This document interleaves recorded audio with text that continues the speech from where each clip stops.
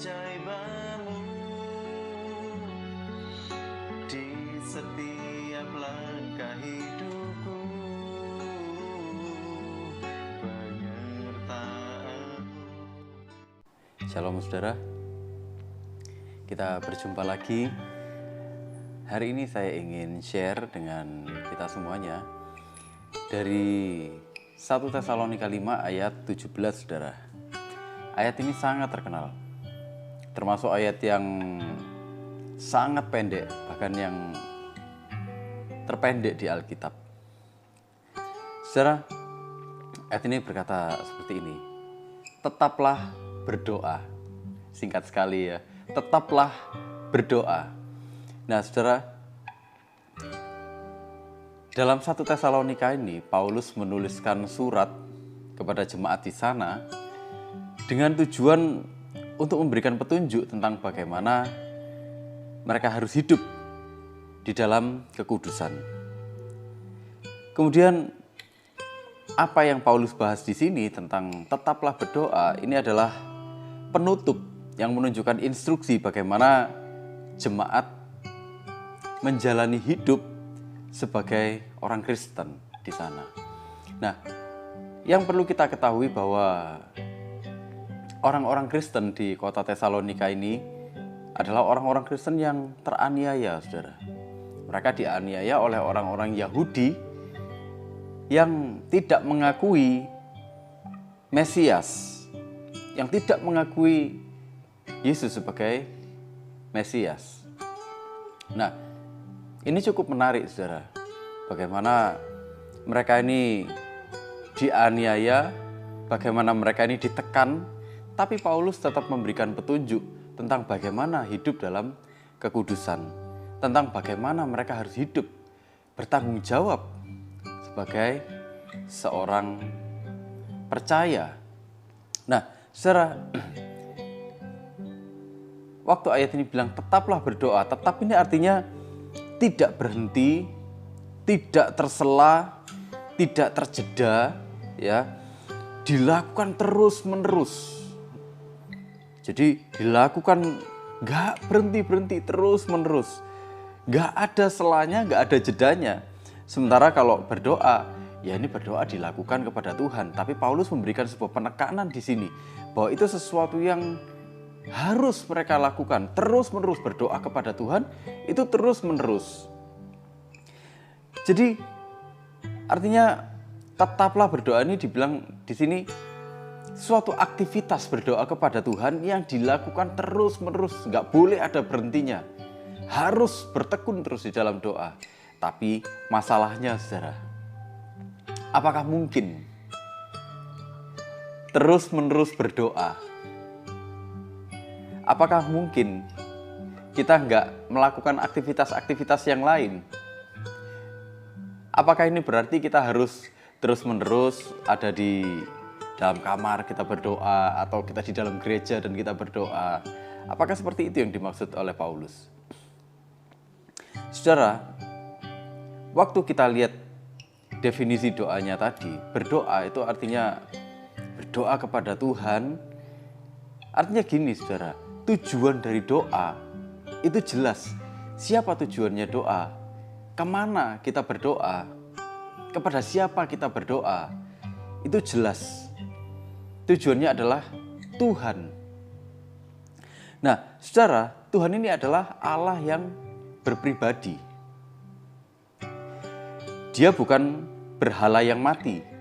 Dia ini bukan kayu yang mati, terus setelah itu kita puja-puja seolah-olah dia Allah.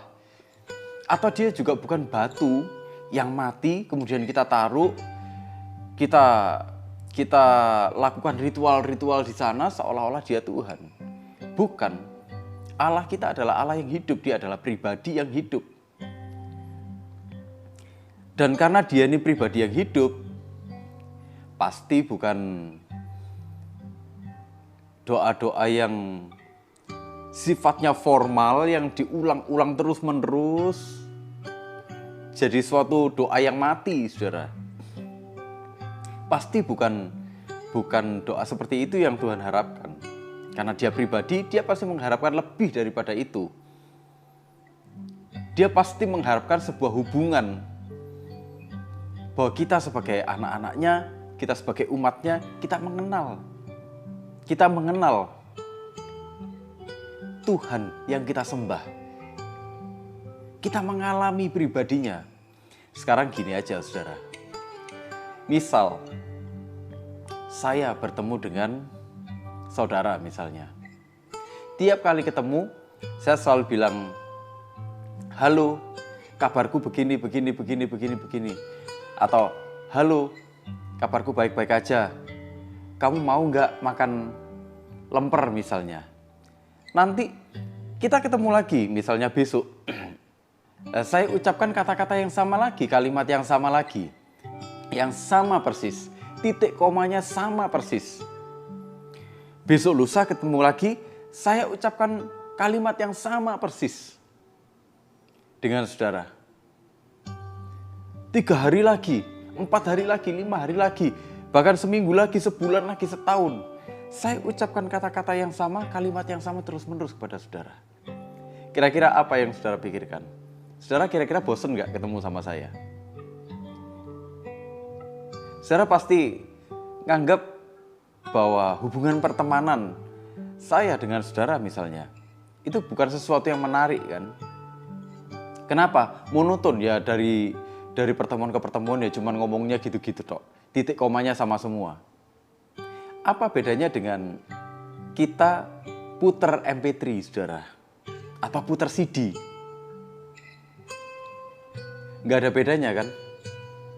Sama-sama mati. Nggak ada jiwanya. Nggak ada kerinduannya. Yang penting cuma muter aja. Lah daripada kita capek-capek, kan lebih baik muter MP3 aja, muter CD aja, ya kan? Tapi bukan itu yang Tuhan mau. Tuhan ingin sebuah hubungan yang hidup dengan kita, sebuah hubungan yang bertumbuh,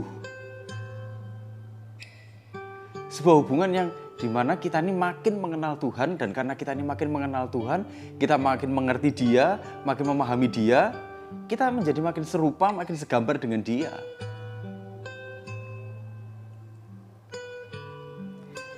Nah, saudara, dengan kata lain, yang Tuhan harapkan di sini adalah sebuah kesadaran.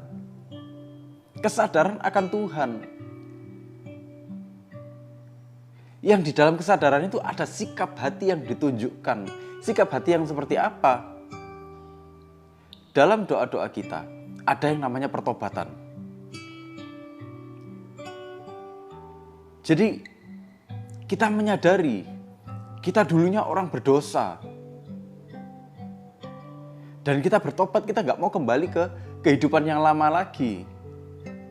Kemudian kita mengakui Tuhan. Kita mengakui Tuhan, ini loh dosa-dosaku Tuhan. Tuhan, aku bergumul dengan ini Tuhan. Dengan dosa-dosa ini, aku bergumul dengan hal-hal yang tidak benar yang ini Tuhan. Tolong aku Tuhan, kasih aku kekuatan. Kemudian ada ekspresi merendahkan diri. Waktu kita merendahkan diri, kita merasa kita bukan siapa-siapa tanpa Tuhan. Tuhan, aku bukan siapa-siapa tanpa Engkau Tuhan.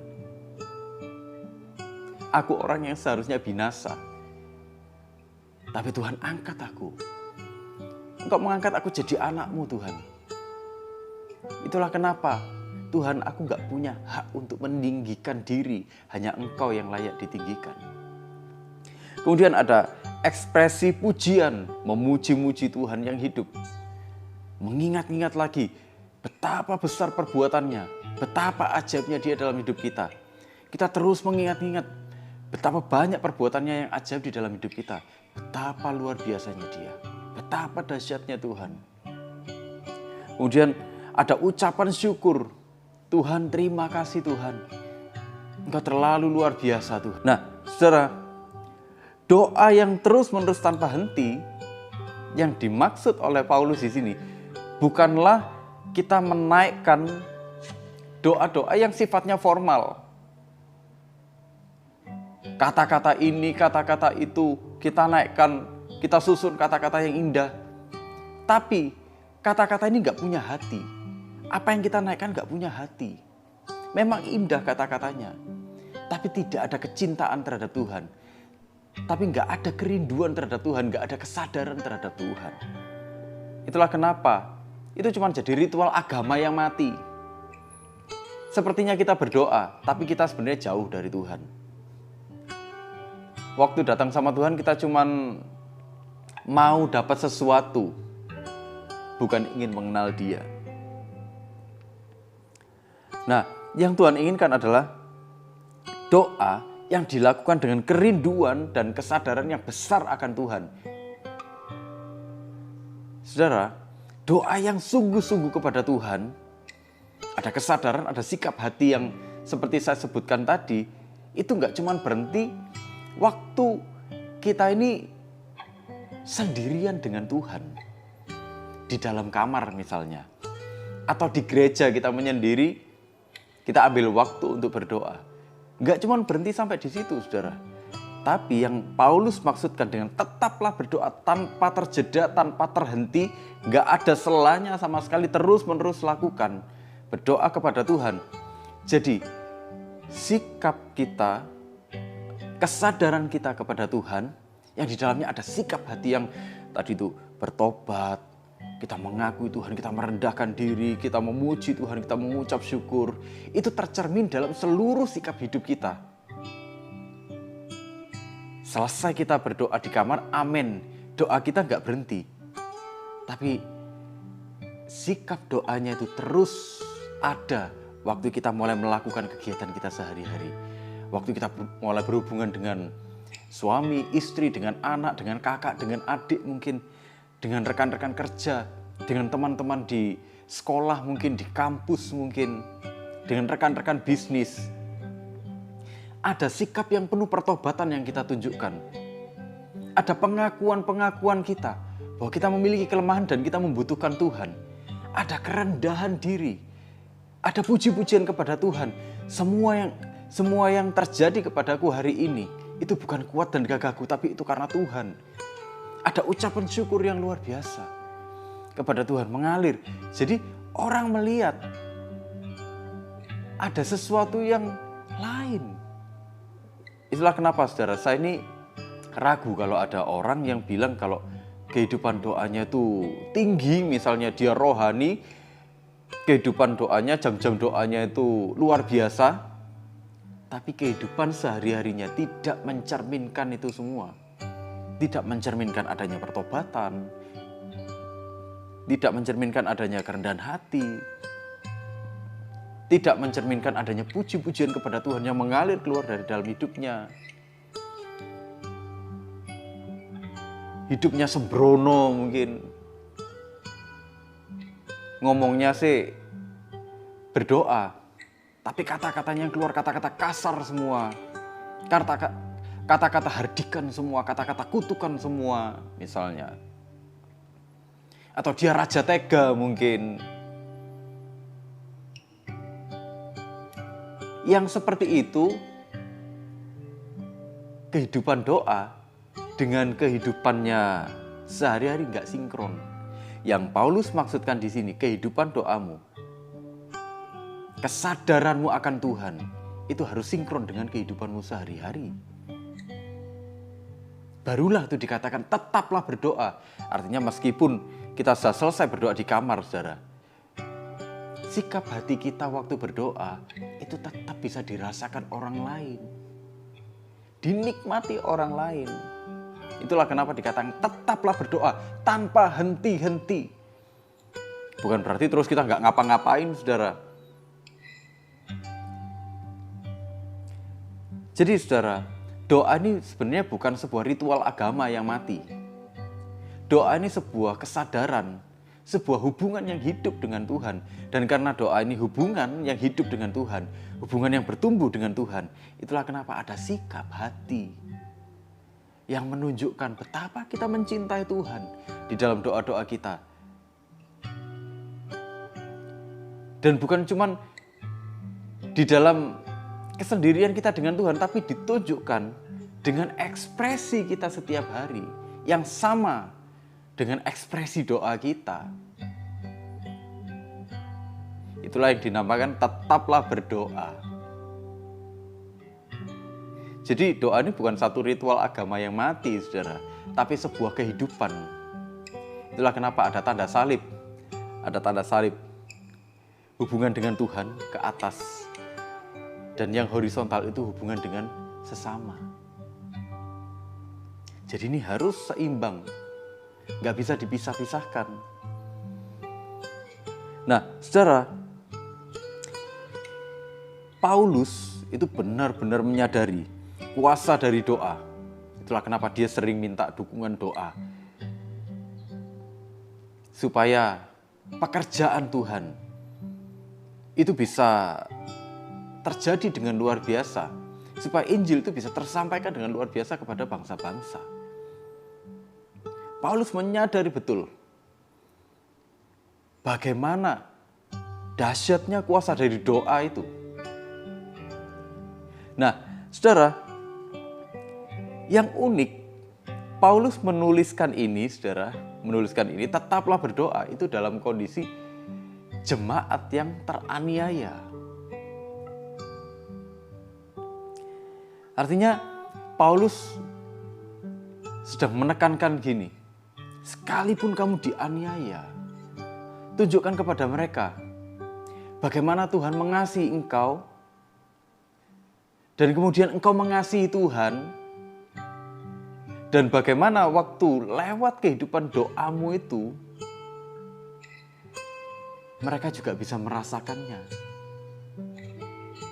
Jadi mereka akan melihat impact-nya, mereka akan melihat dampaknya dari kehidupan doamu itu. Karena engkau berdoa tidak henti-henti. Sikap doamu yang penuh dengan pertobatan, yang penuh dengan kerendahan hati, yang penuh dengan pengakuan dosa, yang penuh dengan puji-pujian, yang penuh dengan ucapan syukur, itu bisa mereka rasakan secara nyata lewat kehidupan pribadimu. Dan itulah kenapa waktu mereka merasakan itu, mereka akan melihat bagaimana Tuhan itu mengubahkan kehidupan mereka. Dan itulah kenapa Tuhan juga bisa ubahkan kehidupan mereka. Tuhan bisa jamah kehidupan mereka juga. Itulah kenapa dibilang, hendaklah terangmu bercahaya di depan semua orang. Supaya apa? Supaya mereka melihat perbuatanmu yang baik. Dan memuliakan Bapamu di surga.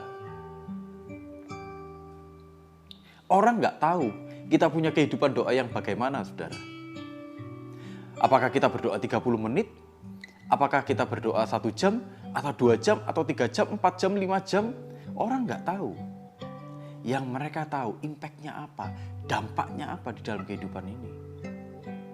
Kalau kita sungguh-sungguh berdoa kepada Tuhan, akan ada dampak yang nyata, yang tidak palsu, yang tidak berpura-pura yang mereka akan rasakan. Dan disitulah mereka akan melihat betapa Tuhan sungguh-sungguh mengubahkan mereka.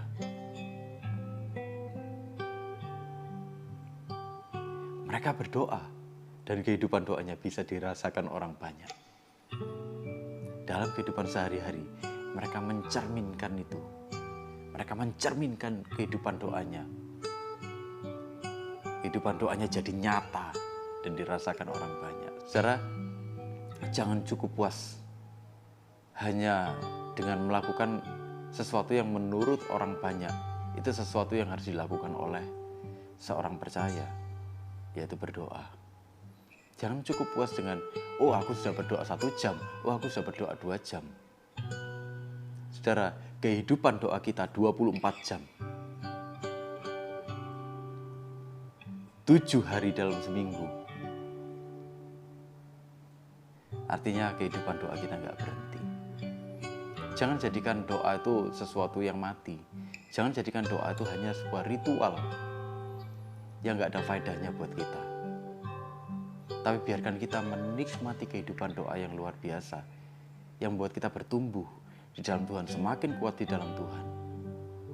Dan membuat orang lain itu juga merasakan dampaknya. Saudara, saya berdoa di dalam nama Yesus,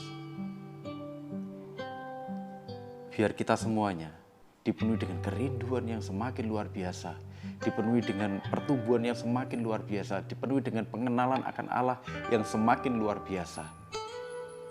Apapun bentuk pengalaman kita, apapun bentuk pergumulan kita hari-hari ini, biar itu semakin membawa kita kepada pengenalan akan Tuhan yang luar biasa. Biar ada kehidupan doa yang mengalir keluar dari dalam hidup kita dan dirasakan oleh orang lain. Tuhan Yesus memberkati kita semua.